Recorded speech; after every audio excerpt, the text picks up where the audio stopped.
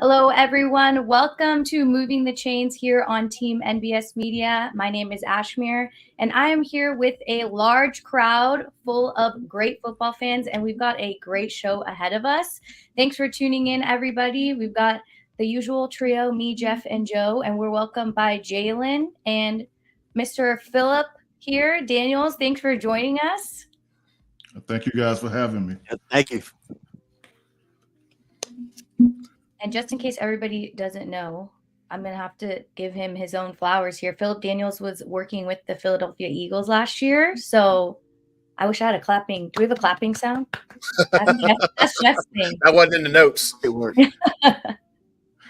Just the sound man. Couple of years ago. Yeah, our soundboard is down. They'll be back. Okay, so before we kick it off with all of our games for this week, which we know there are a ton of exciting ones, I think we should talk about the head coach news from Seattle and from New England. I'm curious, there were rumors obviously circulating, and both of them became true. How are you guys feeling about both of these separations, as they both kindly worded it? And, you know, what do you think is next for Pete Carroll? Let's kick it off with Pete. Well, Pete Carroll, I think Pete Carroll wants to coach, but I think what you're looking at in that situation is ownership saying, we're going to reboot this, and we want a younger guy to do it. We appreciate you, coach. We're going to keep you on board. Stick around. We got an office for you. But it's a younger man's game when it comes to rebooting a franchise. So I think there's going to be a rebuild. They want to do it with a younger direction. I think my opinion, their target is Dan Quinn. Meaning that he knows the organization. The organization is familiar with him. He's been a head coach before. He's continued to excel as a coordinator. So I think if that anything, that's the situation you're looking at with Seattle. Okay. Yeah, I'd have to agree with that in terms of Pete Carroll. I think that he's going to be getting a coordinator position. I think that, like Jeff said, it's a young man's game. And for him to come in, I think if you're going to bring a guy like Pete Carroll in as a head coaching position, it's got to be a team that's just missing leadership. You already got a quarterback in place. Your offense and defense is where you want to be. You just need somebody that can lead your team to where you want to go, which is the Super Bowl. And there's not too many teams like that around in the NFL that are already ready-made like that. So I think you might see him in a coordinator position. Hey, I really thought that Pete Carroll would die as a Seahawks coach. Because he loved the Seahawks. Yeah. He loved the Seahawks.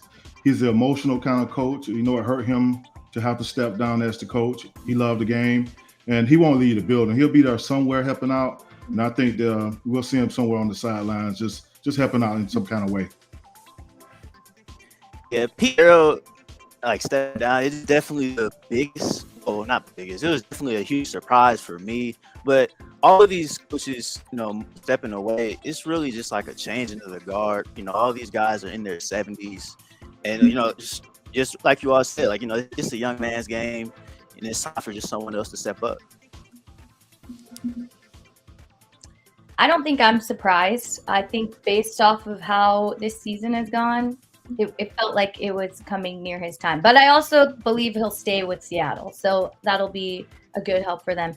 Bill Belichick, obviously a way different legacy left with the Patriots and a lot more Super Bowls tied to his name. Curious, do you think Bill is going to find a new team? And if so, do you guys have an idea of where you believe he could land? I know there's a lot of speculations going on, so I'm excited to hear what you guys think.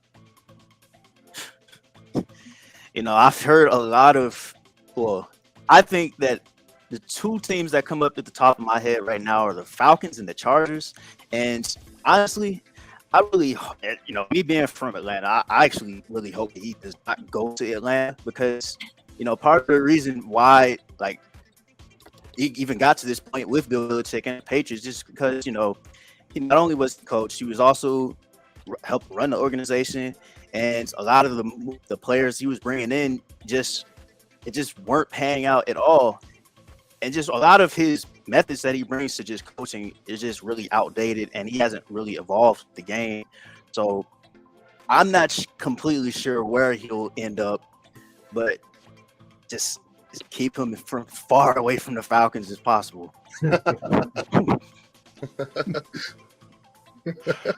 I feel like Go ahead, Phil. I feel like we're talking about the GOAT of NFL coaching, a guy that's been around a long, long time.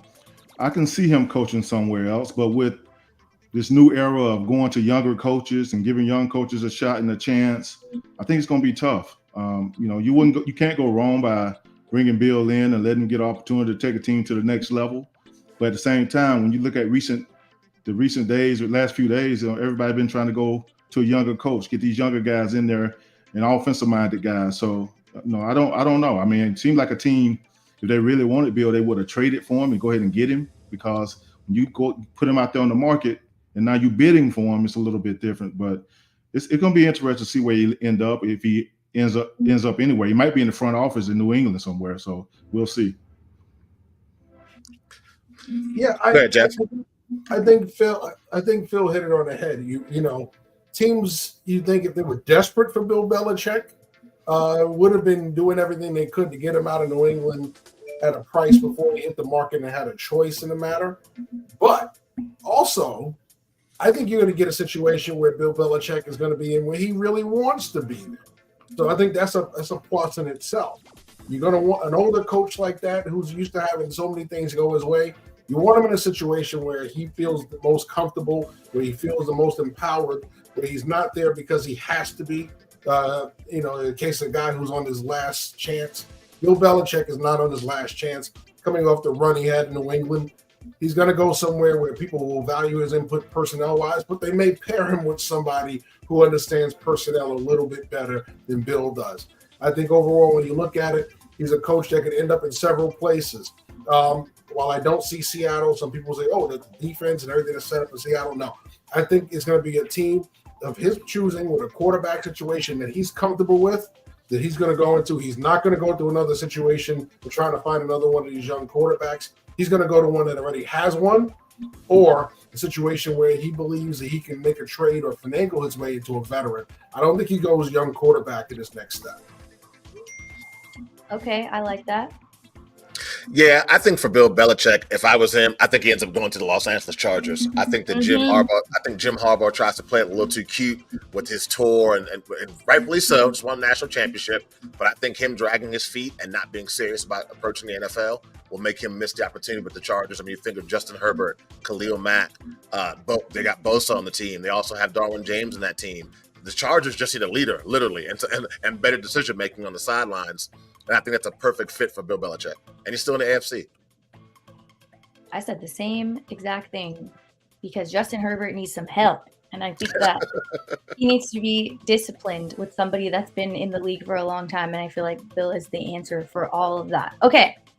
We could talk about all of the NFL Black Monday news, literally the whole show, but we need to move on because there's so many games this weekend that are super exciting. So let's kick it off with our favorite team. If you've been watching Moving the Chains, Jeff, Joe, and I have been rooting for CJ Stroud since the dawn of time.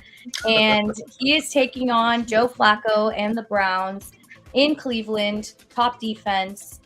And I'm very excited for this game. I think this is the one I'm looking forward to the most. And I'm curious, let's kick it off with Jalen. How do you think this new Texans offense can take over in Cleveland? Well, honestly, as a Bengals fan, I am rooting for CJ Stroud to go all the way and beat Cleveland Browns. But to be realistic, it will not be easy for CJ Stroud. He is a rookie quarterback going into the playoffs, and he's facing an extremely tough defense. To even have a chance, they're going to have to keep the Browns pass rush in check. Myles Garrett was a game wrecker, and he will tear everything apart.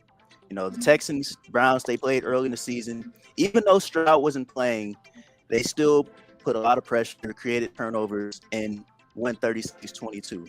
And on top of that, offensively, you know, him being a rookie quarterback, you pretty much have to expect mistakes, you know, regardless of whenever. Even though Stroud has had a great year, he looks like a veteran. He's pretty much a top 10 quarterback just based on performance, but still, again, he's a rookie quarterback and facing one of the top defenses in the league.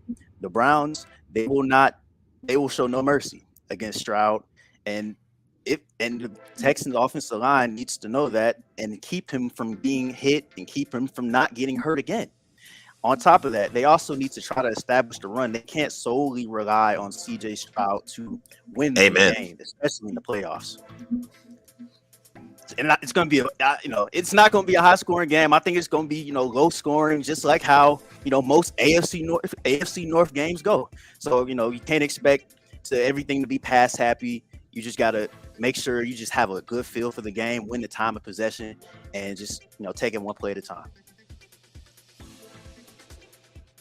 Okay. Yeah, I mean, you look at Joe Flacco and those guys. What a great story this is. The second time you've seen a guy go to Cleveland and revive his career. Vinny Testaverde had that happen to him in the 90s. Coming out of Tampa Bay, people thought that was the end of his starting career. Goes to Cleveland, has a great return to form. Here you go with Joe Flacco doing the exact same thing.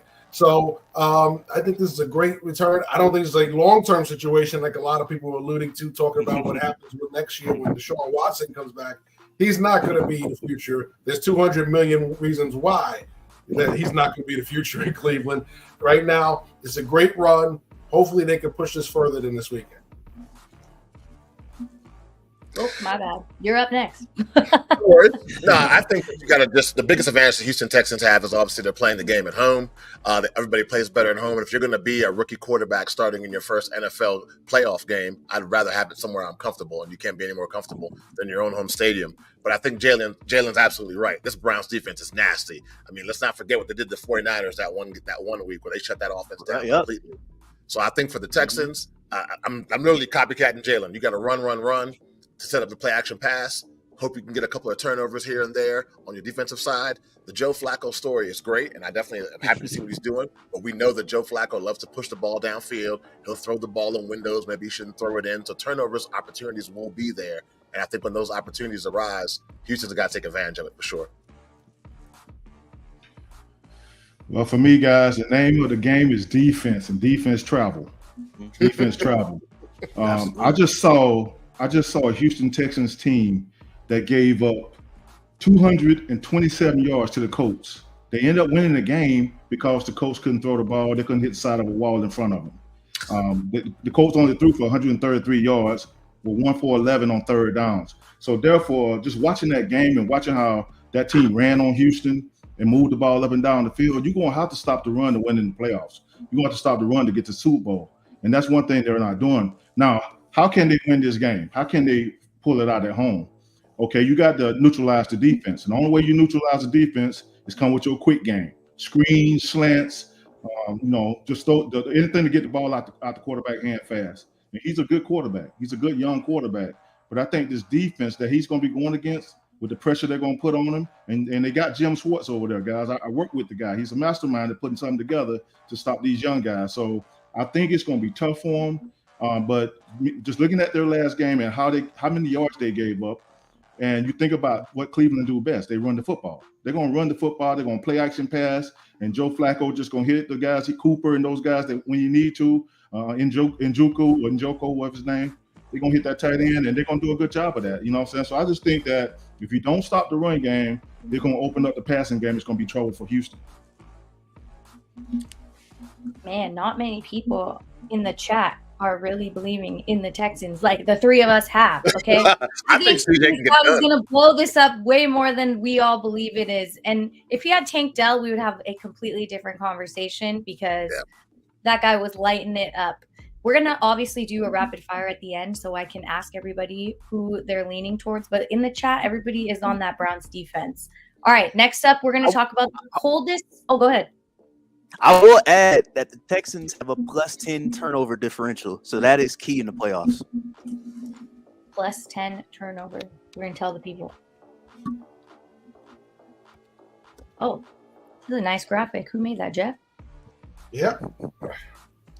It's what he does. Put that back up. Yeah. Hit us one more time. First playoff since 2015. First time in team history making playoffs with a first-year head coach and rookie. Okay, let's not forget D'Amico Ryans is a defensive coach. So all of these things can come into play against a defensive strong team. Okay, now we can drop. Can I say one more thing? Oh yeah, please. It's a chat. Hit it. Houston give up a lot of passing yards. A lot of passing yards. I think they're like the third worst in that category. The yards they give up passing. And I think that's going to be trouble. I mean, you're talking about if you can't stop the run and you give up that many passing yards, then Cleveland going to have – they can do whatever they want to. They can throw it down the field. They can do play action pass, get it down the field, or they can run the football. So it's going to be tough. It's going to be real tough for Houston. You pull for the young quarterback. You pull for him to get it done. I got buddies on that team coaching, but it's going to be tough. It's going to be tough. Anyone else? I'm good. CJ Stroud. Be prepared to be shocked, people. Prepare to be shocked. Yeah, to win this game, I'm buying us all shirts. Okay, we're going to kick it off next to the coldest game possibly in NFL history, which the Dolphins are not successful in the cold. And I don't think I would be successful in projected negative 12-degree weather myself. Last week, Dolphins barely made it and lost that game, played pretty poor football, if you ask me. And the Chiefs have been struggling the entire season. We've all seen it. Nobody can hold the ball. Definitely can't imagine anyone like named Kadarius Toney catching the ball in this condition. So sorry to blast that guy. I need somebody to explain how, including the run, I guess. Not talking about the run.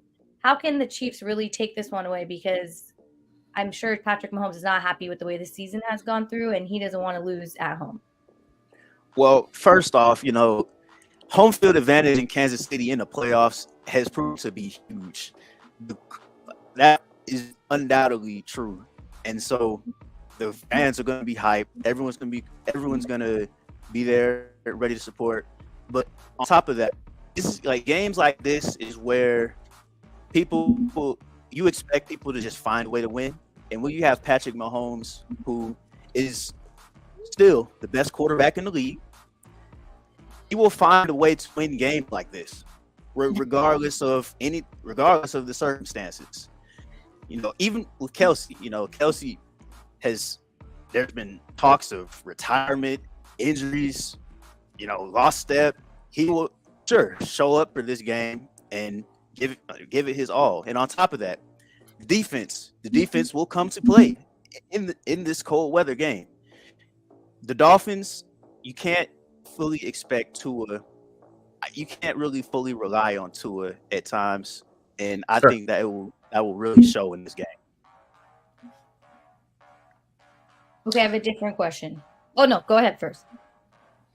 I mean, I agree with Jalen. I think that I thought last week was a chance for Tua to shut up a lot of haters, to prove to himself and his team that when it's money time, I'm your guy. I went to Alabama. I played in big time SEC football games. I'm not new to this. And he was the opposite. Second half was such a really, really bad football. When it was time to make plays and it was money time, we saw the interception. I think it's the first time I've ever seen somebody throw an interception with a follow through after they make their throw to have the game losing interception. So I think for Miami, you get a chance to host a playoff game at home. You blew it, and now you're going to pay the price for it playing in this cold game in Kansas City. I think the Chiefs just run all over them. Ultimate price. Guys, I played in Chicago. So when warm weather teams come to the cold, guess what? They're cold. They're real cold. And so we used to play Tampa every year. If the temperature was under 40 degrees, they could not beat us. And it was just a mind thing. We wore no sleeves. We played mind tricks with these guys. And so when you look at this game, and Tua, ever since Tua said, he keep receipts, he hadn't played well. I don't know what kind of receipts he kept. I don't know, outdated or something. But My thing is, I look at this game as you got a warm weather team going into a cold weather situation. You got Andy Reid on the other side of the ball. You got a team that's been in the playoffs almost every year, pretty much every year for the last 4 or 5 years, right? And they've been killing it. And they know how to play at home. They got that crowd noise behind them, and they're gonna come out and, like I say, the Dolphins lost this game during the regular season. It was kind of even game throughout. Even the stats was pretty even. But I think just being at home, being in that cold weather, the advantage goes to the Chiefs in this game. I'm not laughing. I'm laughing at this comment. That's a great comment in the chat. We have some animal facts while we're spitting football. Okay, go ahead, Jeff. I think home field advantage is a factor. Yes, I think the cold is a factor. But if you go back to the graphic, I think the biggest factor is right there. Their top 3 pass rushers are out. Okay, no Phillips, no Chubb, no Van Ginkel. Okay, they're pulling people off the street to fill in this pass rush for the Dolphins. Not a good equation if you want to go to Kansas City and beat Patrick Mahomes. So if you're going to go out there in the cold and try and pressure Patrick Mahomes and the Chiefs, and you don't have all your pass rushes, you don't have any tools in the belt, it's going to be a long day. I think this game will be close, but if it comes down to a final drive for the Chiefs, expect the Chiefs to pull this one out. And what kind of shape can these guys be in? They're coming off the street. They've been working out. It's a difference in working out and being in football shape. It's totally different. You're going to have to spot these guys in the game. You're going to come in and give us 2 plays here, 2 plays there. But I don't know if that's going to be a big factor in this game. So I'm with Jeff on that. It's going to be tough for them to win when their pass rushers are out the game and you're bringing guys off the street to come in and do that. I think also not having Raheem and Jalen Waddle is a huge factor because you're going to need both your strong running backs in this freezing weather, and we've seen Raheem be very successful. So I feel like the chat is more Chiefs-based. Like a lot of people are like, I want the Dolphins to win, but they know they're not going to pull through. So we're going to get to the rapid fire later, and I'll see who we choose to win. Next up, we're going to talk about Packers and Cowboys. And this game is a fun one because we have a lot of Cowboys people here at Team MBS Me. I'm never going to name names because they get really unfortunately. But Greg shows his background every single time, and it's full silver and blue. So this game is, Jordan Love really showed up in the second half of the season and did what he needed to do. And now everyone's saying Packers found their franchise QB, what's going to take them to the next level. And I think this offense, the youngest offense right now in the league, taking on the Cowboys at home, I'm going to let Phil go first, and you could let me know, how can the Packers offense stay electric as they have been towards the second half of the season against a team who's amazing at home? They just got to be efficient. They got to be able to throw the ball and just not turn it over. One thing I know about Green Bay, they struggle against the run game this year. They've struggled. And so now you got Dallas he can run the ball, but they hadn't been good running the ball this year either with Pollard. So something got to give. I mean, they got to try to run this ball on Green Bay because Green Bay struggled. And if I'm looking at Dallas side of it, you just got to be – I'm looking at Green Bay side of it. You just got to be efficient in your passing game. And, I would have thought Dallas was unbeatable. They got a good defense. But when I saw that Arizona game earlier in the year and I saw some of these teams that beat them, they can be beat. You know what I'm saying? You just got to go out there and you just can't turn the ball over. Just be safe with the football, get it downfield. And you got to establish a run game against Dallas. You can't be afraid to run it. You got to run the ball and move it down the field to set up some of the play action stuff and some of your quick game. Jeff, you can't talk about the Cowboys. You're only talking about the Packers, okay? So you can go next. Yeah, I just want to bring up that, only nine players on the Packers roster are older than 27. So this is, quite literally the youngest roster in the entire league. Mm-hmm. And they have their quarterback, Jordan Love, second in the NFL in touchdowns. But no, with that being said, I'm kind of in agreement with other people. I think the Cowboys can definitely be beat. I think they can definitely be upset. However, in times like this, when you have such a young roster, the inexperience can show. And for the Packers, they really need to rely on Aaron Jones, and just remember to just be disciplined, and just don't get too ahead of yourself when the pressure is on, when the lights is the brightest. The brightest lights are literally in Dallas. I think with this game, Dan Quinn is going to eat Jordan Love alive. I mean, as a Washington fan, do I want to see Dallas lose? Of course I do. Would it be great to see? I have memes lined up for if a Dallas loses to Green Bay. But I respect Dan Quinn and the guys he has on that side of the ball. And I think they're just going to be between the pressures, the coverages that they're going to change after the snap because they fooled him during the pre-snap. I think it's going to overwhelm Jordan Love and this young Packers roster. I think it'll be a feel-good story to say, hey, we made the playoffs, but I would be very surprised if they beat the Dallas Cowboys, but I wouldn't be mad about it. Well, take it away, Jeff. Listen, if you're Green Bay, the main thing you have to do is run the football, okay? Even when these two teams met last year in Green Bay, even with Aaron Rodgers and those young receivers that are explosive, what won that game for them was running the football. Right? This Dallas defense likes to play undersized. They play a lot of nickel and dime, especially dime now that they only have one linebacker in the field. Okay, the teams that beat them ran the football. Okay, how did Philadelphia come back on them when they beat them? They ran the football in the second half for DeAndre Swift. If you have the kind of back that succeeds against this Dallas defense and Aaron Jones, not so much Dylan. Dylan's a big back, but straight ahead backs don't beat them. It's the guys that can go to the line of scrimmage and pick a hole, make those safeties that are playing linebackers commit to the wrong hole and cut back and find an opening. Those are the guys that kill the Dallas Cowboys. You have that in Aaron Jones. If Aaron Jones has a big day, Dallas is upset. If Dallas controls Aaron Jones, Dallas wins big. Okay, now do you want to talk about Dallas? I'll let you if you want.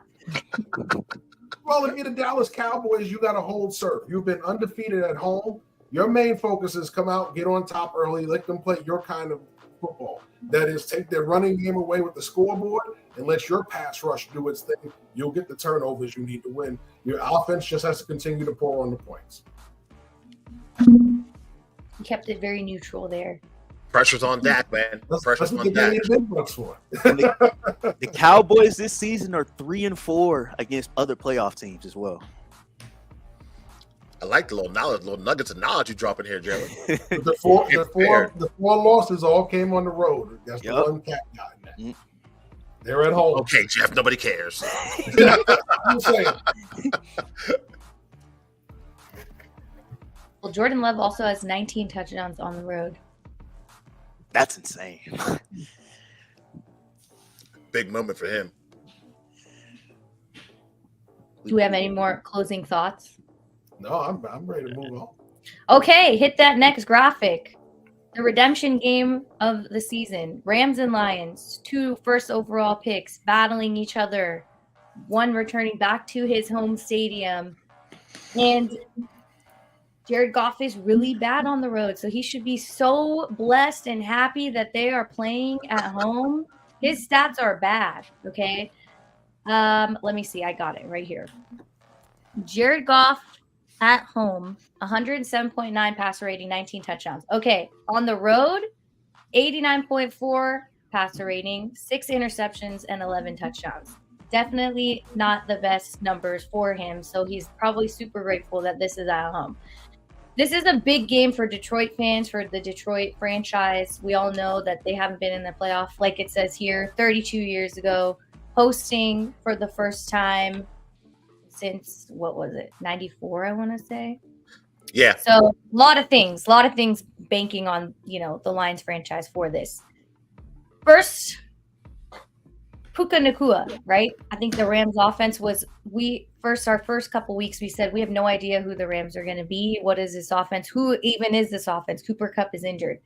Puka's really showed up and taken over. And I would love to hear how Matthew Stafford can win this game back in Detroit and just put everybody to rest.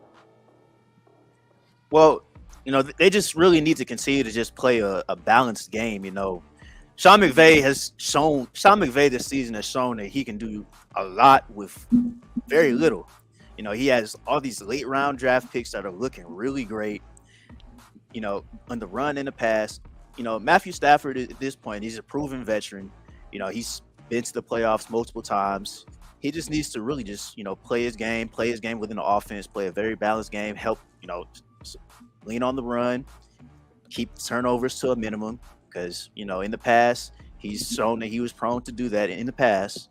And just, just stay cool. Even though there's the talk of Lions fans saying not to wear Matthew Stafford jerseys. Don't worry about that. Just play your game, man. Okay, so nice pep talk coming from you. Yeah, love to hear it. Okay, I actually have a different question. I want to know who has more to prove in this game, in your opinion, because these are two guys traded for one another. Stafford won a Super Bowl immediately after. Goff last year did not see that same success. So curious to hear who you guys think is, has more to prove. Well, it's definitely going to be, of course, Jared Goff, right? You're talking about the guy that went to the franchise that you were leading, you were drafted to be the leader of, and he accomplishes what you didn't accomplish when you got to the Super Bowl versus New England. So now you're in his house. He went to your house and did it all. You have yet to do it. Okay, you've had 2 good seasons now. You just missed the playoffs last year. You made the playoffs, won the first division title in several decades. This is your biggest chance to eclipse Matthew Stafford in Detroit and say, no, I am the guy who's the better end of this deal. He got it once. That team is gone. They are not going to go back. I have the chance to win several with a younger team. So he has to do. There's more pressure on Goff than it is Stafford. Stafford's already accomplished what he needed to accomplish. He's had the longer career. The younger player has to eclipse the older player. I think, to me, this is a tale of 2 tapes. You got one quarterback that was glad to leave and Stafford going to L.A. You got another quarterback probably pissed off that they got rid of him in L.A. So I just think that Goff has more to prove because, when you play, I know how it is when you play a former team that let you go. You want to give it your all. You want to beat them. You want to embarrass them. You don't want to go out and show them what they missed on. And that's exactly what Goff is thinking going into this game. He's going to be on his A game. He's going to be ready to go. I know all the teams I played that let me go, I was ready to go. Probably my best games playing those teams. So I think it's going to be one of those games where, you got a quarterback and Goff that, that's in the back of his mind that he's playing well right now. He's on a good team. He's in a good situation. So it's probably good that they let him go. But at the same time, you're still going to be pissed that they let you go and you move the guy in and that guy won a Super Bowl. Now you're trying to go get one for yourself. Yeah, I expect Jared Goff to come into this game with the intensity of somebody trying to show their ex-girlfriend they made a mistake. He's going to want to ball out for sure. I think that the Lions are one of the best stories of the season so far, not named Joe Flacco. I think being at home and having that home crowd behind you, and it's going to be a who's who of Detroit. I'm sure in the crowd we'll have Eminem and everybody else in the suites watching this game. And I think that for me, I was kind of thinking that the Detroit Lions might just be just that, a feel-good story, but not legitimate. But I think what they did in Dallas, they lost the game, but to go toe-to-toe with Dallas at home and also some other games they had this season, they showed me that this team is the real deal. So I think the Lions will be fully prepared. Dan Campbell will have those guys ready to go. And like I said, Jared Goff's going to want to show the Los Angeles Rams they missed out on a good thing. Can I add something real quick? Yeah, of course. This is a dangerous game for Detroit. Even though they're at home, they play better at home. Goff plays better at home. But this is a dangerous game for them. They give up the 3rd most yards to quarterbacks. Mm-hmm. And they give up the 3rd most yards to receivers. So Cooper Kupp and Puka Nacua, whatever his name, they're going to be licking their chops to go against this team. And Matt Stafford's going to have every pass that he want to throw available, and he's going to do it. He's going to do that. So I just feel like in order for Detroit to win this game, they got to establish the run game and keep them off the field. Because that secondary of Detroit, they god awful. They give up a bunch of yards. So they're going to have to run the ball and keep that offense off the field if they want to win. And I think it's a dangerous spot for Detroit being at home against a pass-happy LA team that can't run the ball with Kyron Williams. They can't run the ball. And they ain't been shy to run it against anybody. So I just think right now you got to be able to run the football to keep that offense off the field. Yeah, that's a very good point. Oh, yeah, here we go. All right. Our last game. the Eagles have been boo-boo to close the season. Absolutely horrendous football has been played by that team ever since they faced the San Francisco 49ers, which half of my friends in this chat are Niners fans, so they're going to like start blowing up a bunch of things. They are taking on Jeff's favorite team that he covers all the time, Bucks Weekly, don't forget. I feel like this is a easy trap game the Eagles can fall asleep and lose. A lot of injuries took over that team. A.J. Brown did not practice. Devontae Smith is injured. Jalen dislocated his finger. There's a lot of problems. Eagles were picked to win the Super Bowl, and now it looks like if they win this game, they will be lucky. So I'm going to have anyone talk about the Bucks first because I think I've labeled a lot of cons for the Eagles.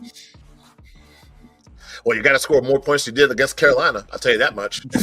Buccaneers, you've got to score some points. I think, again, being in the playoffs, advantage is being at home. For Tampa Bay, you're at home. You got that crowd behind you. They got to do what works for them and scrap that offensive game plan that you had last week, scoring 9 points. This is the playoffs, and if you don't score points, you're not going to win.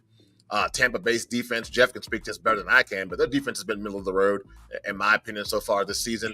But I think it's critical for Tampa Bay, number one, to get an early lead. And then almost like what Phillip said, you got to play keep away. Once you get that lead, run the ball, get the clock, and keep the ball away from the Philadelphia Eagles. Because if the Eagles can get right in the playoffs, it's trouble for the rest of the NFL. But I agree, this could be a trap game for Philadelphia for sure. And I also wanted to add on to Joe's points that, last week, the Bucks scored 9 points against the worst team in the NFL.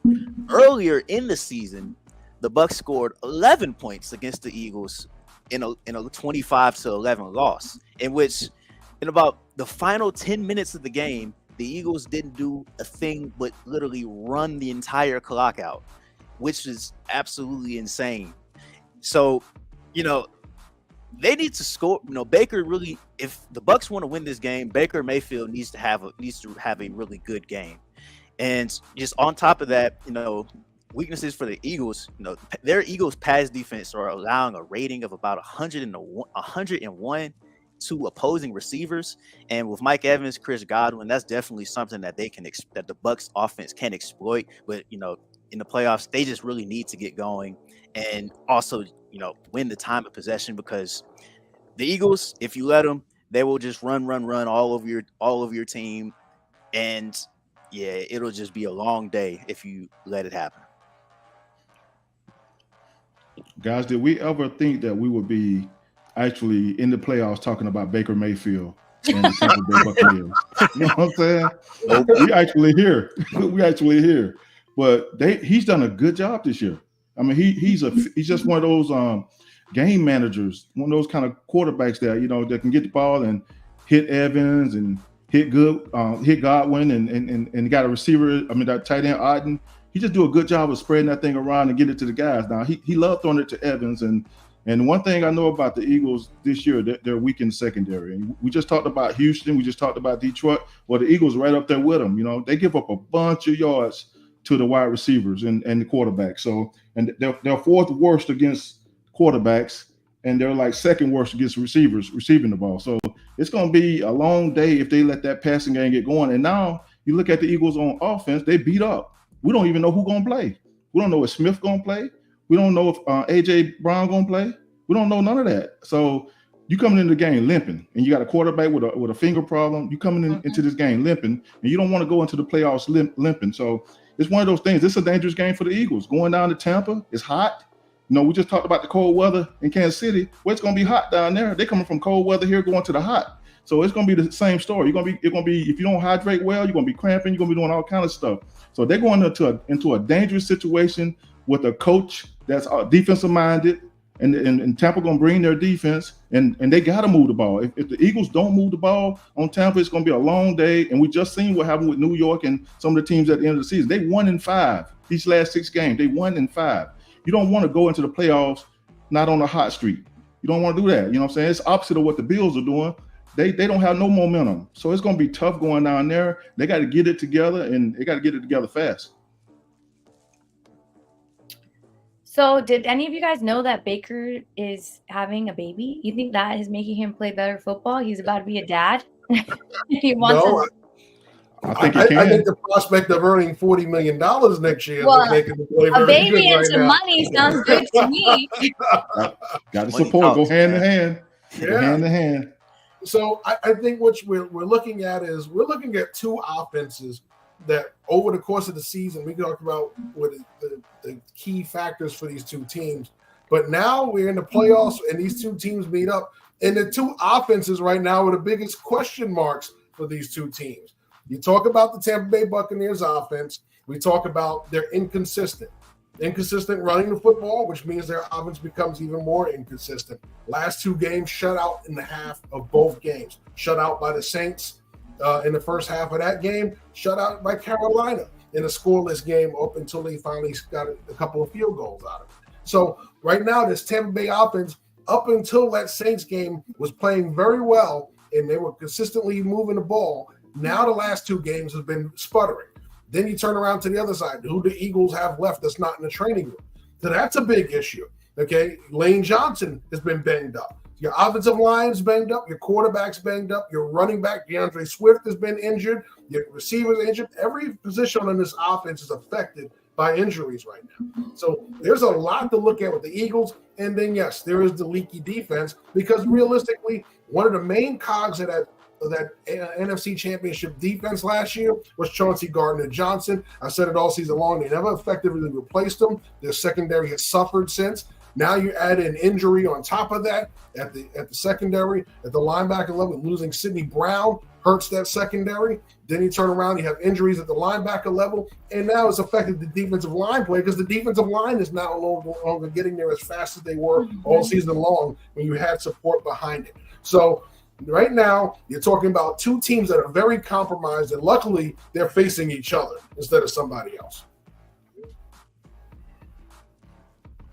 Can I add this? The fact that early in the season, the Eagles' strong point, everybody thought was stopping the run game. Okay? When they played Kansas City, and Kansas City were the first team to attempt to run the ball on them and had success. And after that, everybody started running the ball on them. And I kept saying that early in the season that sometimes stats don't dictate how your season is really going. They were so bad against the pass that nobody had to run the ball on them.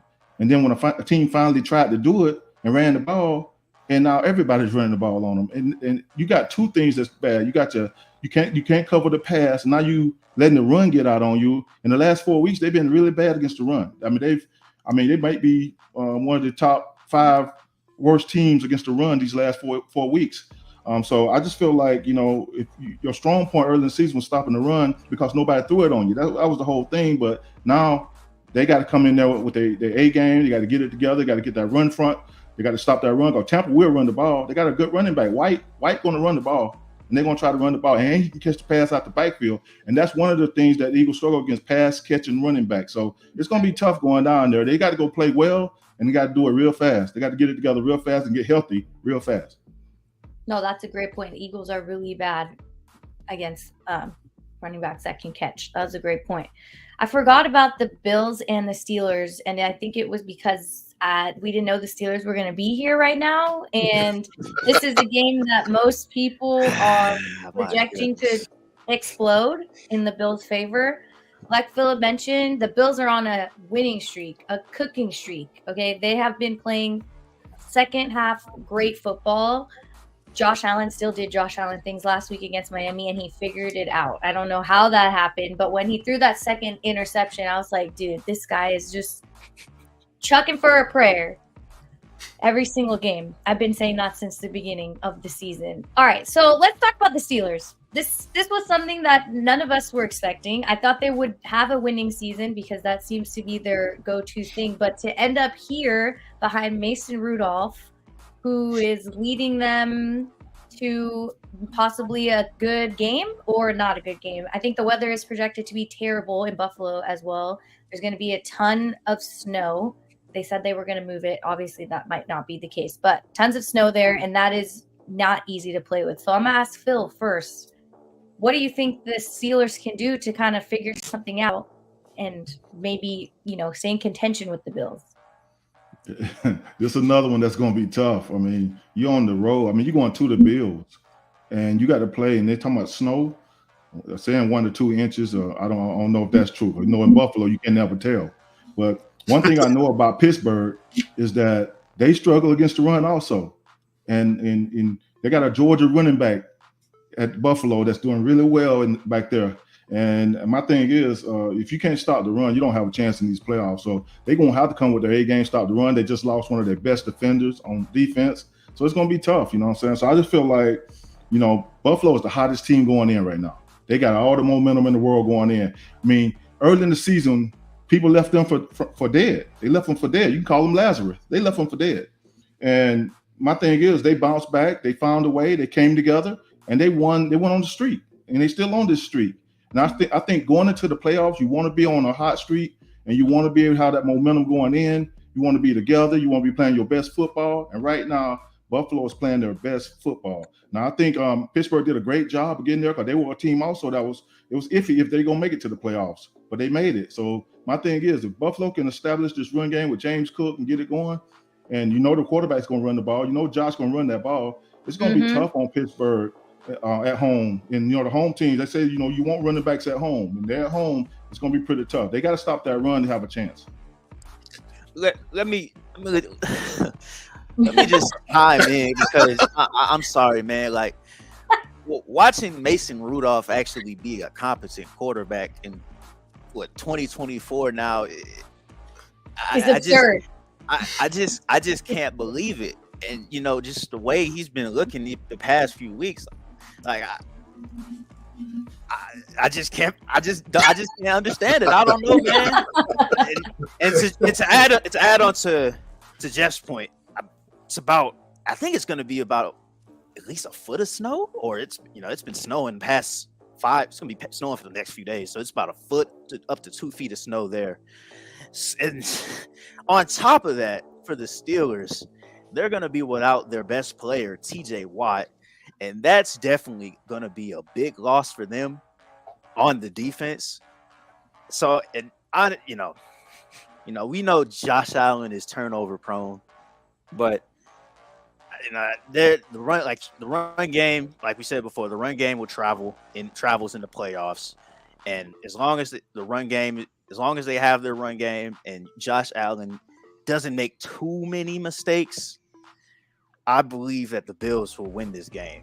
I'm just not completely confident in Mason Rudolph continuing to look good in the playoffs. I'm sorry, man, but that's just me, the Bengals fan. I don't know. You're not the only one because the Bills are favored by 10 points. So. Oh, that's great. And that's a lot for a playoff game. Yes, I was going to say 10 points is a huge difference to Mark in that weather. Oh, Hey, yeah. Jeff. Well, I'm gonna say this. First of all, it's as a guy who evaluated Mason Rudolph in the draft, it's been too many years too late to finally see him play like this. This is the guy we evaluated coming out of Oklahoma State. And when he came out and struggled, everybody said it was the receivers. Well, Marcel Aitman never really had a great career in the NFL. He didn't really have much of a career, period. James Washington fizzled out in a couple of years in Pittsburgh and never really got it going after that. So it had to have been Mason Rudolph. And now you're starting to see, yes, it was Mason Rudolph. He's a quality, competent quarterback when he plays like this, not when he plays handcuffed like he did in his early days in Pittsburgh. He's not afraid to throw the football. He's taking chances. He's reading coverage. He's doing the things that you expect a veteran quarterback to do, and he's being competent. He's not out there gunslinging. The gunslinger is the guy wearing the white helmet with red, white, and blue. That's the guy named Josh Allen. He was always a gunslinger since Wyoming. He's continued that throughout his NFL career. Some guys are just that way. You got to live with the mistakes. They live with it with Josh Allen. With Mason Rudolph, you don't want him to make the mistakes. You want him to play clean football. He's doing that right now. It's going to be a tough matchup to do that this weekend. But I don't expect a lot of scoring out of this game because guess what? The snow is going to slow down the Steelers. They're already slow. The snow is going to slow down the Bills. That's a big problem because the Bills' offense is high octane.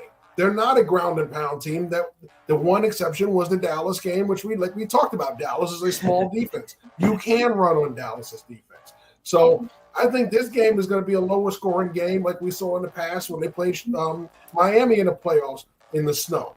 Okay, it's going to be a slower paced game. Buffalo's going to come out. They're going to try and do everything they can. And it was going to probably come down to a couple of Josh Allen scrambles and big plays to finish this game off. But it's not going to be the big blowout that a lot of people hope for, because I think the weather will impact both teams.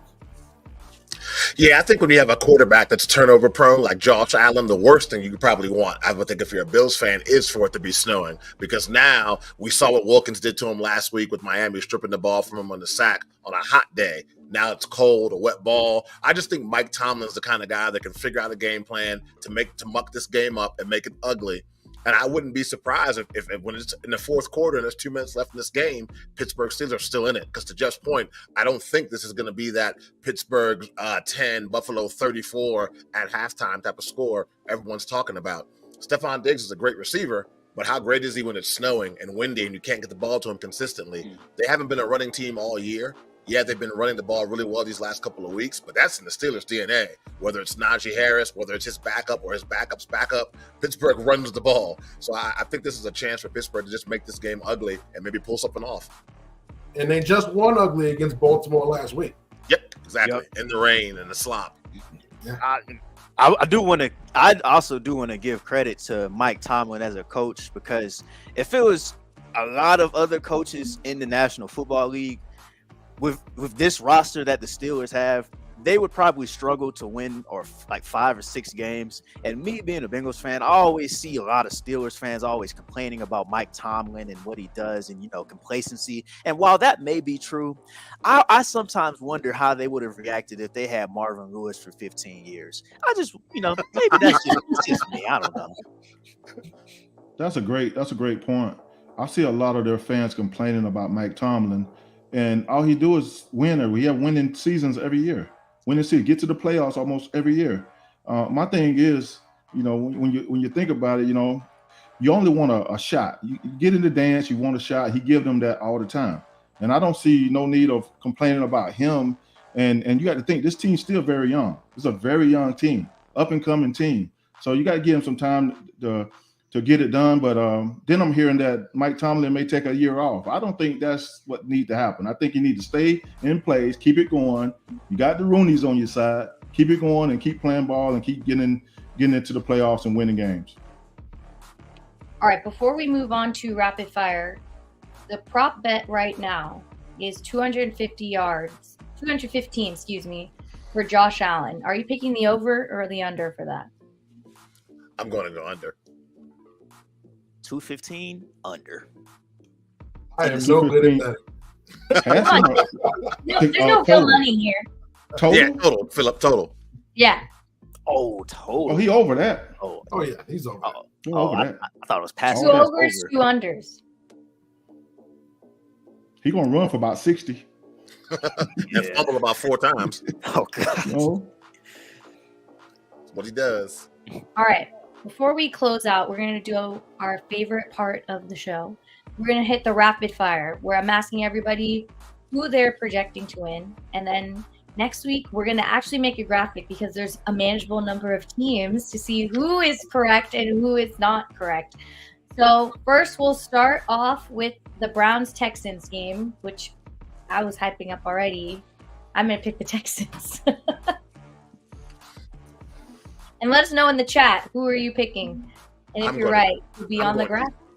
I'm going Houston with that one. Cleveland. I got Cleveland. Yeah, I like both of these teams. I think it's going to be a great game, but give me Cleveland in the end. Okay, 3-2. Me and Joe are the only real CJ Stroud fans here. You're fraud. Michigan guy supporting the Ohio State quarterback. I'm a fan. I'm a fan of his. I just don't believe him in him in this game. They already beat Cleveland. Hey, Cleveland just beat them a few weeks ago. Mm-hmm. Okay, and now they done seen everything they can throw at them. So Swart's gonna be ready. My man Collins, Michigan man. Watch out for him on the outside. All right, cold game number 1: Dolphins and Chiefs. I got Chiefs. Yeah, Kansas City. Are we unanimous? I think we're all I think everybody's picking Chiefs. I haven't heard Jalen. Actually. Chiefs. Oh, easy, Chiefs. Chiefs.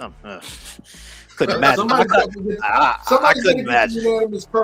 I couldn't imagine playing in that weather. My goodness. Yeah, I can imagine being a fan and going to that playoff game. You got I definitely wouldn't be there. I saw that they dropped the tickets to about like $70 too. I still wouldn't go. It ain't worth it. You gotta get people out. Get them out. There's no pre-gaming. I'm not going to that game. Hell no. Hey, the fans cold too. We have a clean sweep on the Chiefs, but wouldn't it be ironic that the winning touchdown is scored by Tyreek Hill? Oh, I'd love that. That's a good one. I would love to be disappointed. What's the wind supposed to be like there? Like if it's just cold and it's not snowing during the game, that's a different story. But if it's windy, that affects the game a lot. I prefer the snow. At least it'll be warm, without the snow. But when you're in a cold weather game like that, there is no feeling good about it. It's just you're cold for 4 hours, including pregame, because you got to be out there pregame warming up, and you can't have a ton of stuff on. You can have your sweatsuit and your Under Armour. That's it. Okay, so you're cold whenever you're outside. And give it to big guys like Phil. And Phil, I'm still waiting on my 93 hat. All right, so give it to big guys like Phil to walk out there with no sleeves on. Us little DBs, we had 2 levels of Under Armour on, right? Because we wouldn't do it. Man, when I played in Ohio when I played college football in Ohio for 2 years, me being born and raised in Georgia, I'd be outside in 0-degree weather in November, but just with hoodie, sleeves on, and all the teammates would be like, "Yo, Jalen, man, what are you doing? It's not cold outside." I was like, "What?" Didn't handle it. Tell you guys a story. In Chicago, we played warm weather teams. We made it a purpose not to wear sleeves. And we were out there talking about how good the weather was, how nice it was. It was warm and good for us and all this stuff. They could not accept that. They thought we were crazy. And that's exactly what's going to happen in this game. I thought they were crazy in January. It's 10 degrees. You look out the window and get chills. You got one team that's already in it. So they're pigment and stuff. They're getting used to it. They're good. You got one team coming to it, and they ain't used to it. I don't care what you say. If you're not used to something, you're not used to something. Yeah. You ain't used to the cold, it's going to be a long day. You had Warwick Dunn over there laying in front of the heater when we played them.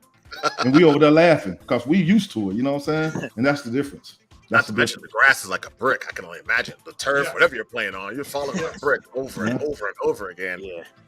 And it hurts even more when you get hit too. I bet. All right, next up we'll do the Steelers and the Bills. I got the Bills. Yeah, Buffalo. 2 unanimous games in the playoffs. That's crazy. I'm gonna go Pittsburgh. Lone Wolf, huh? No problem. Lone Wolf. Trusting Mason Rudolph. Trusting Mike Tomlin. Okay. Whoa, Greg is with you. Oh, there we go. Yeah, we never agree on anything, him and I. I'm going to take Buffalo because they're at home. Pittsburgh makes it tough, though. You and Greg lose together. Hottest team coming in the playoffs. Yeah, for real. All right, Packers and Cowboys. Mm. I'm going to pick the Packers. Ooh. I'm going to go with the kids of the NFL. I'm going Cowboys at home. Yeah, I think the Cowboys finally get this win over the Packers. Yeah, I think that they live up to expectations. I think the bigger game for the Cowboys is going to be the next one. They win this one. The next one's going to be the one where if they lose, I'll keep my memes and my draft saved. I'm ready to go. But they win this game. Yeah, I'm going to go Dallas. The reason why they lost in 14 and 16, there was a guy named Aaron Rodgers at quarterback. He ain't there anymore. I'm going Dallas. I'm cool lone wolfing. I'm just picking it to not pick Dallas. All right. Well, the Cowboys Nation appreciates you not cursing them. Yeah. I guess I should have, so I would have cursed it. They should be happy Jordan Love doesn't have 10 years of experience under his belt already. Yeah. My bad. Rams and Lions. This is tough. I think the Lions finally get it done. I already told you guys that Lions secondary, they better run the ball. If they let LA get on that field with that powerful pass offense, it's over. It's tough, man. Just the toughest one. I'm gonna pick because I think the Rams run defense a little bit. They're okay. I'm gonna go with the Rams. Upset at home. I'm gonna go with the Rams. You guys, I'm gonna go Detroit. I'll go Lions. Yeah, I'm going to go with the Rams. I think they're explosive enough to take advantage of that weak secondary. It's played in a dome, so there is no weather. Both of these teams are indoor teams. So I'm going to go with the team that's more explosive and consistently on offense. Give me the Rams. Hey, Jeff, also, this Detroit team ain't been to the playoffs in a long time, right? Yeah. Though they ain't had a home playoff game in a long time. Yeah. And I think since 90-something? Mm-hmm. So, sometimes these young guys just 2014, they hosted Dallas in the wild card. Okay. So Really? Dallas hosted them. Oh, yeah, when Dallas cheated and they didn't call pass interference in that play when Stafford passed the ball. I do remember that. Speaking of cheat, we just saw the Dallas and Detroit games. We're gonna let that go though. But, how young guys are when they make the playoffs. Sometimes they just happy to be there. To be there. We made it. Now the excitement is too much for them. So that's what you can run into. So that's why I'm taking the Rams on this one. Who did Jalen pick? Oh, Jalen picked Detroit. Yeah, I think the Lions finally get it done. Man, I'm the last one. I don't know what to do. Yeah. You're holding up for you, actually. I guess it's the Rams, man. Puka Nacua is too good. He's gonna get the ball like 20 targets, some AJ Brown type of stat. She said it the nice way because she know about that secondary of Detroit. Cooper Kupp, you got your. Hey, listen, I would love to be the quarterback in this game. I got my pick. They're gonna both be wide open. I'm just gonna throw it. It's true. See, don't let Glenn hear you talk about the secondary like that, Phil. Yeah, it's all good. Well, Hutchinson needs to be big for Detroit, man. He's got to be a disruptor up front in the front floor. He's got to get past. He's got to get some rush on Stafford, make him uncomfortable. That's definitely going to be a key. Yeah, but Jared Goff is really bad under pressure too, like really bad. Yeah, he's definitely had some moments. Like I think his stats are better under pressure than they are to Goff. Okay, last game, Eagles and Bucks. This is tough too, I think. Patty Baker or Jalen? Well, I'll go first. Listen, I'm going to go Tampa Bay. I think the Eagles' injuries are a problem right now. I think their momentum is a little shot. They're the more experienced playoff team right now. And we go, well, Tampa Bay's been with us 4 years in a row. It's a different team without Tom Brady. This is a new Tampa team with a new head coach. I'm going to go Tampa Bay because I think the health is a major concern for the Eagles right now. If the Eagles were scoring at will, I would say Eagles all day. But with the injuries they're having on offense, with the way they're going out there this week beat up as a mass unit, give me Tampa Bay. It'll be a close game on Monday night. It's going to be down to the wire, but give me Tampa Bay at home.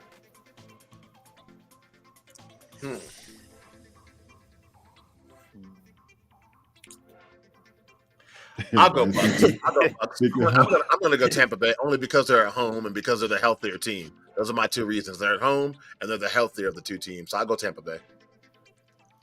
Yeah, I'm going Bucks here. Whoa! Okay. Phil, I'm just going to pencil you in for Philly because I can't let you do Howie like that. Nah, man. Listen, man. I've watched this team the last 6 weeks and 1-5 in the last 6, and I'm looking at this team, and I broke them down on my channel, my YouTube channel, and I look at the way they're playing, and they've been on my channel twice. I do the worst teams against the run every week, and they've been on there twice in the last 3 weeks. I just feel like you're going down to Tampa, you beat up, you don't know who's going to play, your receivers are beat up. We don't know if they're going to get on. Even if they get on the field, they're not going to be full speed, not like they usually are. And then your running backs hurt. My man from Georgia, Swift is hurt a little bit there. And I just think you're going into a dangerous situation where a team can play defense. They give up a bunch of passing yards, Tampa do. That's what I'm saying. With the receivers the way they are, and Goddard going to have to be the man. Goddard going to have to catch a lot of balls. And I figure, you can take one guy away. You can take Goddard away if the receivers ain't healthy. So my thing is, I think Tampa, Eagles they limping in there. So I got to go with Tampa from what I've seen in these last five weeks. You know what I'm saying? It's just not good for the Eagles right now. You don't want to go into the playoffs limping like that. And then the fact that they changed defensive coordinators toward the end of that season is panic. To me, that's a signal of panic. And I think they're panicking right now, and I think that they don't know what to do. And I feel like they walk into a situation where this team is hungry. Baker Mayfield don't care. Nobody expects much out of him. No way. He's going to go out there and be launching that thing. And they secondary is bad. He's going to pick them apart. Evans, Godwin, those guys going to do a good job. And I think Auden will be a factor too. So I just think that I got to go with the Tampa at home. Tampa at home, the Eagles on the road. And then the Eagles never expected to be on the road. And how many of these guys got in the back of their mind, like, we put ourselves in this situation, it's not good, that we might well get ready for next year. Yeah, on you. I think I'm picking Tampa too. We're clean sweeping Tampa. Unanimous. Tampa's getting a piece of the curse first half too. performance against the Giants last week was just bad. I know they took everybody out, but he got sacked like 3 times. It was just nobody was ready. That O-line was not ready for any sort of action last week. Phil, since you know Howie best, I got a question for you, and this is pertinent to this. They go to Monday night. They come down here to Tampa. They lose. Whether it's by 1 or by 20. Does Howie make a move on Sirianni? We've seen this before, coming off the Super Bowl win. The second year wasn't as good.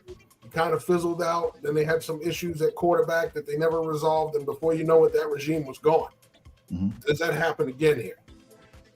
Well, he made a move on me, so he's unpredictable, man. He's unpredictable.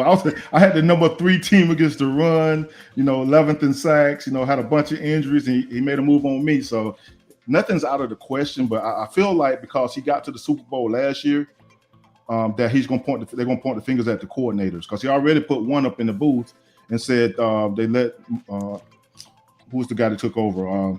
Guy would beat the Super Bowl. Patricia. He took over. So that right there just signaled me that they were panicking right there. And I mean, sometimes guys just have bad game. When I break down the film, I see guys out there that's not, the technique is failing them, their alignments, their assignments, everything is failing them. I don't see anything the coordinator can do when you got a bunch of guys on the field that are not doing what they're supposed to do.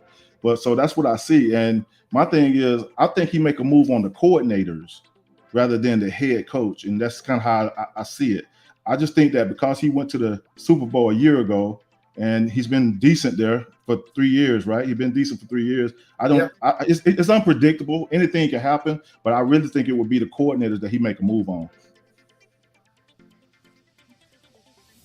Makes sense. Man, poor Sean Desai. That's my South Asian homie out there. I'll tell you, I don't hold these coordinators. I mean, when I look at that film, I see a bunch of guys out of position, not doing what they should do.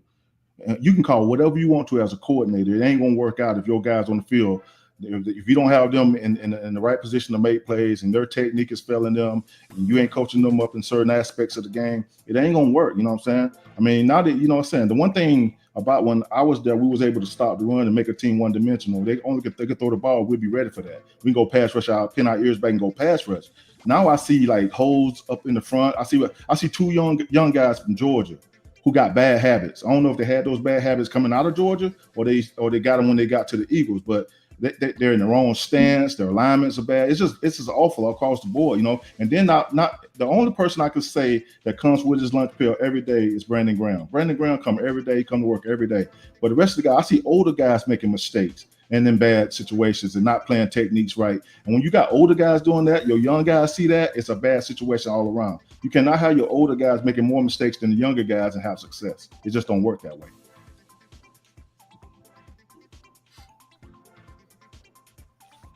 Jeff, you have a follow-up? You look like you do.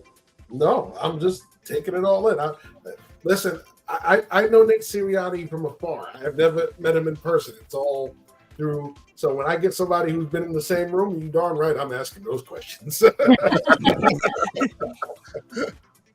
Hey. I think it's a very good question to ask based off of how they closed the season compared to how they started, how they ended last year, even though it was in the Chiefs' favor to win that Super Bowl, whatever. So it's a very valid question. Based off of all the coaches that were also let go, Mike Vrabel should not have lost his job. I totally disagree with that decision. Really? And so you didn't, dude. That guy is great. I hope he doesn't go to the Raiders, but I think he really, New you can England. tell with the Titans, his heart was in the team. It wasn't his fault that, AJ Brown got traded away. And what were they expecting? Derrick Henry to just cook the whole season by himself? He's getting injured all the time. He's getting older. He's not going to put up 1,000 yards and, whatever he's done in the past. So I definitely think that there was too much relying on a makeshift team and making him be the reason that, blaming that reasoning on him is just not fair. That's my perspective. Yeah, He'll be in New England. Yeah. Well, it's going to be New England's going to be between two people. It'll be Vrabel and Mayo. Yeah, true. And the guy that's there, Mayo. Yeah. Mayo is high in Kraft's esteem right now. And speaking of the Raiders, all this head coaching search, they got a coach already right there. His name is Antonio Pierce. I don't know why they're waiting. Me either. They need to just go ahead, pull the trigger, and not do what they did in 2021. Go ahead. And don't bring in someone like that coach who I'm not gonna name that started the year. The Patriots. No, you got Antonio Pierce, man.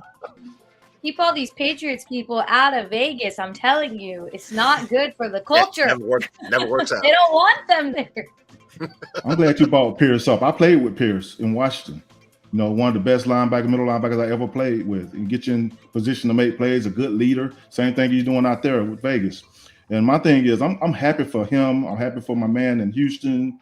I'm happy for all these former players that get an opportunity to be head coaches, because there was a big misconception out there that former players don't make good head coaches. You see Mike just got let go, but watch how fast he get picked up. Vrabel. So my thing is, man, there's a big misconception out there that former players can't make good head coaches, but I believe that former players make the best coaches, period. You just got to give them some time. And I ain't gonna say every former player makes a good head coach, but there's a lot of guys out there that should have jobs right now and should be in line for jobs right now, not getting those opportunities. So I just feel like I'm happy for all those players. I'm happy for Antonio and all those guys that are going out there and got their teams in the playoffs and doing good things. And look what he did with Vegas. He only lost one game as a head coach. So they should go ahead and pull the trigger and make him the head coach. Those guys love him out there. Don't do the same thing that Carolina did. You see what happened to them. Didn't hire the guy that won at the end of the season, and look what they got them. So they got to be smart and go ahead and pull that trigger and hire him as the head coach. Because if the guys love you, they'll run through a brick wall for you. If you can beat the Chiefs, I'm sorry, it's a damn shame that's a perception, because there's at least two guys with gold jackets as head coaches that played in the league. One named Landry, one named Ditka. All right, so for them to have that perception is absolutely absurd. Mm-hmm. Go ahead, Jalen. No, I was just gonna say, if you can beat the Chiefs while your quarterback only throws 62 yards, then there's something good about you. Yeah. Come on, Raiders! Like, what you waiting on? That was at the Chiefs, right? Yeah, yep. That was in Kansas. Arrowhead. Tough place to play. Crazy, man. Anyone else have any other questions? Ready for the games. Okay. Well, we know for sure that Greg in the comments and a couple of you guys gonna have a couple of losses here. Greg and Joe were the ones agreeing with each other. So. Yeah, you know what I'm saying? Man, Stand by my pick. That Pittsburgh Steelers pick. Okay. All right. I wrote it down. All right. It's just like me picking. Who did I pick? I don't even remember. Packers. Yeah, that's a bold lone wolf right there. So is yours. I think yours is more bold than mine, though. If the Steelers beat the Buffalo Bills, it's going to be like, okay, but for the Packers to go and beat Dallas in Dallas with the way they've been playing at home, that'd be a hell of an upset. All right, let's look at the playoff bracket before we all sign off. I mean, let's see. Who do we all pick? The Rams? I'd love to see the Rams and the Packers, not the Rams and the Cowboys. So if you go by the majority picks, so you have Kansas City advancing, Buffalo advancing, Cleveland advancing, Dallas, the Rams, and Tampa Bay. So if you look at the AFC side, we have the lowest seed advancing would be Cleveland. So Cleveland goes to Baltimore, familiar opponent there. Yeah, Cleveland beat them during the season too, right? Yeah, they did. Yeah, so Cleveland goes to Baltimore, familiar opponent.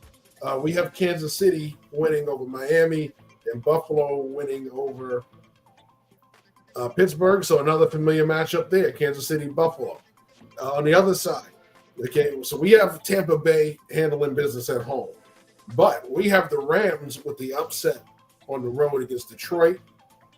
So that would mean you'd get an NFC West matchup with the Rams jumping over to the other bracket to take on San Francisco, with Tampa Bay coming to Dallas.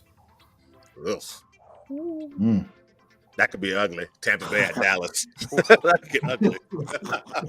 Feel a good story for Tampa Bay might be over. It'll end just like it did last year. Go buy 31-14. Go buy some baby clothes, Baker. That's a wrap, buddy. Man, hey, the Ravens, man. The Ravens. I mean, Todd Monken won 2 championships at Georgia, and now he's getting an MVP for his quarterback, and they got a chance to get to the Super Bowl. That's crazy. He deserves a job. He deserves a head job. All these owners out there, Todd Monken, you should be racing to the doorsteps to get him, because that dude is a mastermind on offense. And to get Lamar to play the way he played this year and the way they were a year ago, man, it's crazy, man. He did a good job. Real good job. Hopefully Harbaugh didn't sabotage himself like he did the last time he was the number 1 seed overall. Took that last week off of the season, had the bye week, and they looked very rusty coming out after 2 weeks. Hopefully history does not repeat itself again with Baltimore. You know what's crazy about that, Jeff, is that Detroit decided to play their players, and they may have lost their tight end. You know what I'm saying? Yeah. Is he? We talked about that, Phil. Yeah, we talked about that. Anybody know about his injury? Is it serious? Sam Laporta. Yeah, because he decided to play those guys, and I mean, is it a right or a wrong way? Is what I'm getting at. I mean, is it a right way or a wrong way? We rested our guys when we went to the Super Bowl, and we were fine. You know what I'm saying? But our offense did play a half because, you know, we had Nick Foles coming into the picture, and he was a little rusty that week before. So we played him a half against Dallas at the end of the season. But our defense played well, you know. We held our defense out. So. Yeah, well, I think that's the remedy for me. If you have the bye, it makes sense to play a half and pull your guys than to not play them at all. They're still working. They're still getting game reps, as opposed to sitting them out the final game and then taking that 2 week and then that extra bye week in there. You're getting the chance to rest anyway. Go out there. You can play them less snaps. That'll get them even more rested, but they stay in sync. To me, game reps matter. Yeah, they do. I agree. If you're a team that's got everything wrapped up and you have to play in the first round, yes, you can sit your guys. That makes sense. But when you have the bye week, you got to at least play a half. It's a risky proposition to sit home for playoff football after 2 weeks of not playing competitive football. That's a little risky. It's risky with the bye week alone. I've coached an undefeated team into the playoffs with a bye, and we came out cold. So 2 weeks is even worse to me. I agree, man. And I think Laporta got hurt in the third, after the halftime break. It was time to pull them. You have nothing to play for. You're third seed no matter what. You know, it ain't like the NFL would go give you that Dallas game back, you know what I'm saying, to move you up. They wasn't gonna do that, you know what I'm saying? But my thing is, you know, you seeded third, you wasn't gonna move up, you couldn't move. Play them to halftime if you're gonna do that and just pull them out the game. And that was the best thing to do there. But one thing I say, as long as they got Amon-Ra St. Brown, they're gonna be okay. Yeah, I don't think he's playing. No, he's not. He's out. Yeah. Big loss. Yeah. What did y'all think about? Let me tell you. What did y'all think about the call in Dallas with the referee? What y'all think happened? I could tell you, Phil. We went through this. I know exactly what happened. I do too. This whole thing. All right. So, and Phil, let me know if I'm wrong. Right? Oh, you're wrong. Correctly right. I know the rule. The rule is you report, and then the official not only reports it to the defense, but he announces it to the crowd. Yep. Right? Yeah. So what was the purpose of trying to hide the eligible man when they're going to notify everybody? It's like trying to hide the book during an open book test. It's stupid. Okay? So by trying to outsmart somebody with a stupid move, he confused the official. Now, the officials stunk the whole game. If you watch that film, it's just horrible calls and non-calls that whole game. But that one was bad. And it was a bad situation that you could have avoided by sending one guy to the official. So as much as I blame the official for not listening to what was going on, I also blame the coach for sending 3 guys to report one guy. That's just an idiotic move when they're going to tell everybody anyway. It's just idiotic. Now, let me tell you what I think happened. Yeah, please. Okay, this is what happened. Okay, normally the guy reporting comes from the sideline, not the huddle. Not the huddle. It's rare for him to come out the huddle and report as opposed to looking over there and seeing him run on the field. So what happened was when the referee he was looking at the 70 running onto the field. He was looking at him run onto the field, and Decker was right in his face saying reporting. He was reporting to him. I mean, even though they ran 3 people at him, that don't mean anything. You're going to take the whole team and take him over there. As long as one guy talking to you, you should be listening to that one guy. So he didn't expect the guy to come out the huddle. If you look at his eyes, he's looking at the sideline, got his hand up looking at the sideline, and he got a guy in his ear saying reporting. He assumed that the guy reporting was the guy coming off the sideline, and that's where he went to report that 70 was the eligible guy. And Jeff, when he lined up initially, he was ineligible. Yeah, he was covered. He was covered already. But, so, so that's what happened. There's one more piece to that. All right, so when they lined up wrong, and first of all, even before that, when he announced that 70 is eligible, what did Dan Campbell do? Call timeout. Nothing. Did they have any timeout? That's saying he's supposed to speak up. They didn't have any timeout. No, but you run to the official and say you announced the wrong guy. The guy on your sideline, you tell him you announced the wrong guy. Because the play can't run as it is because now it's illegal because they announced the wrong guy. Okay. They're not going to magically give you the 2-point conversion in that situation. First off, they had no timeouts left. So you couldn't call a timeout and just say, hey, you announced the wrong guy. I feel like once the guy checked in, everybody said that 70 was running into the game with his hand up. He was reporting. No, he was running the hand with the head over the head, rubbing his belly for big personnel. That's what he was doing. He was calling out the personnel. So the guys would know who to run off the field. Okay. Now, everybody said that. Why didn't he call time? He had no timeouts, right? No. Here's the thing. Here's one thing I know. So when he reported to the ref walked up to the defense and told them who was reporting. They went to the huddle. The guys in the huddle are focused on the call. They're trying to win this game. They all focus on. They probably didn't even hear the guy on the PA system, whatever he said. They probably didn't hear that. And then you got to think that the coaches on the sideline, they over there talking about it in their headsets, all in it, talking about the headsets. They probably say, okay, he might have just called the wrong number, but he know who's eligible. That's his fault. You know what I'm saying? So basically, the referee just screwed both sides of the ball. He screwed the offense and he screwed the defense because they didn't know who to cover. Because when 70 lined up inside, the defense was pointing at him saying, hey, they were pointing at, but he was ineligible already. They were confused. They were just as confused as everybody else. So basically, he screwed both sides by not getting it right and assuming that this guy running off the sideline was reporting and not listening to the man right in front of you reporting. Now, you know what? You do this. This is a report sign. You do this to say you're reporting. Okay? The whole league got away from that. Like, nobody really be doing that. They just go up and tell the referee, I'm reporting. They start walking up to him and say, I'm reporting. And that was a bad habit for them to let it get away for a long time. They let them get away with that. So if you're doing this, you're reporting.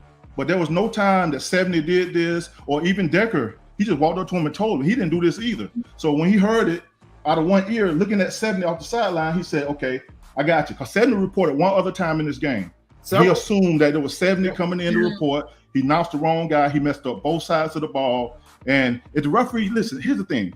We use replay for everything, right? We use replay for everything. If you confused, if you that confused, and these coaches and these players are telling you got it wrong, that he reported, and you go back and look at the whole thing where the quarterback sent Decker out the huddle to go report, that's clear as day. He sent him to go report. You don't walk up to the referee to say, hey, you go to report. So he sent Decker out the huddle to report. Then you got the guy running off the sideline. They got video of this stuff. Why not the league office or somebody, whoever they can call in and say, hey, let's look at this. Let's make sure, because this is a big play. It determines a lot on the seeding of this playoffs. And that's what you got to do. You got to go to replay on that. And I believe from here on out, if a situation like this occur, they're gonna go to replay and say, let's get this right. We're also actually they're not. They doubled down and then they sent out a video saying this is how you properly report. So they and they circled the guy. They circled the guy, and that guy was already ineligible. That's why I know he didn't report, because he was already ineligible before they shifted. He wasn't meant to be. And he had time too. Didn't the time keep running, and the time was all messed up as well, I believe, during this game? This whole process jacked up the time as well. No, they just scored. The clock stopped. They just scored. The clock was stopped, so he had time. Yeah. So it was a timeout. It was a timeout. Yeah. So what happened? It was a timeout. What happened? Dan Campbell said that if you notice, both tackles went over there, because what happened was Decker was 68, and the other tackle is 58. And he was saying that we were trying to confuse them by hoping that they would hear 8 and not figure out which tackle it was. And I understand which is that. why they purposely shifted the other tackle to the outside, because this way they wanted them to guess. But exactly. But the problem is, if you're listening, and first thing the referee does is he sees a skipper coming on, and he runs right to the huddle and tell the defense 70. So the referee just they're going to know. I understand exactly what Detroit was trying to do, and you're right. Yeah. They were trying to confuse them. They had 58 on the outside. Why couldn't they line 70 out on the outside? You know what I'm saying? They didn't want that because they want to hit an 8. So they were trying to confuse them. You're right. But my thing is, the whole thing was on the ref for not listening to the guy reporting. That part That's all it was. That's all it was. And everybody come out and say, even when the final shift, after they shifted, everybody told me it's a illegal formation. It's a legal formation. No, it's not. It's unbalanced. It's unbalanced. Yeah. The new tight end is Decker. That's the new tight end. The Z receiver off the ball to his side. On the other side is the X receiver on the ball. So that made the line on that side ineligible. It was just the receiver, the X receiver, the Z receiver, the wing in the backfield, the running back. They were the only ones eligible on this play. People don't understand unbalanced, so they say it's illegal. You can't have a tackle on the inner line scrimmage. No, he's a tight end now. That's why he reported. That's why he was eligible. That was the purpose of the whole play. And had the right guy reported, they would have covered him. So no doubt. You know, and then I was listening to Keyshawn Johnson and those guys, and they said, and Keyshawn said himself, he said they could have reported him, and still not get covered, because that'll happen a bunch of times when you report a guy. They say, they just reporting him. They're gonna run the ball. They show run away. They try to do stretch away, and they threw it back. Who knows if he would have got covered? We don't know. The referee screwed both sides of the ball. That's what happened. Yeah. That was a good segment at the end. It was.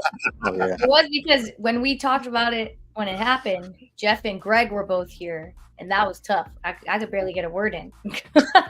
Well, Greg feeds off me, so you know what I'm saying? You know, I did this on my channel. I put a big segment. My initial thing I put on there, I said the Lions got robbed. You know, and Dallas fans gonna come attack you when you do that. People thought I was a Detroit fan. I'm like, dude, I'm just a middleman. I'm not on either side. You know what I'm saying? I'm just a guy that's reporting what happened. I know what happened. I played football 15 years, and when you go up to a referee, you're going to either report or you're mad about a call. That's the only time you're gonna approach the referee. Mm-hmm. And the ref played him. All right, I'm sticking to my last word. Thanks everyone for tuning in, and thank you both for joining. This was really fun. I loved every minute of it, especially this last segment. If you needed to learn something about that game, I think we all learned something right now. So we'll see you guys on Thursday. Next week, we will have shows every Thursday until the Super Bowl. We'll announce whenever that comes up. But be sure to enjoy your weekend and like and subscribe to all Team NBS media outlets, and have a great weekend.